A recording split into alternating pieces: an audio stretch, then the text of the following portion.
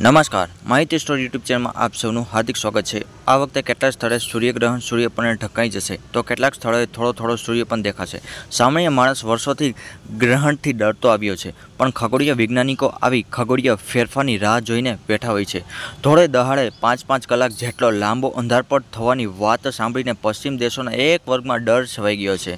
અમેરિકાને તાકીદ કરવામાં આવી છે કે ભર બપોરે સૂર્ય અંધકાર થઈ જશે, પણ મહેરબાની કરીને ડરશો નહીં કે ઘાંઘા થઈ જશો નહીં। બાકી ભર બપોરે સતત 5 કલાક અંધારપટ રહે તે કલ્પના પણ અત્યંત અસહજ લાગે।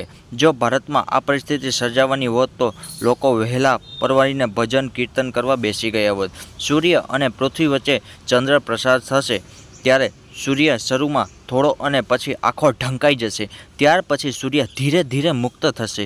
આ આખી પ્રક્રિયા પૂરી થતાં 5 કલાકનો સમય લાગશે। સૂર્યગ્રહણ વિવિધ પ્રકારના હોય છે, જેમ કે સંપૂર્ણ આંશિક, વલયાકાર, 8મી થનાનું સૂર્યગ્રહણ છે। આપણા મહાન આર્ષ દ્વારા ઋષિમુનિઓએ તેની પ્રજ્ઞાશક્તિ ગ્રહણનો અભ્યાસ કર્યો હતો। અહીં ઉલ્લેખનીય છે કે સૂર્યગ્રહણના બીજા દિવસે ચૈત્ર નવરાત્રિ શરૂ થવાની છે।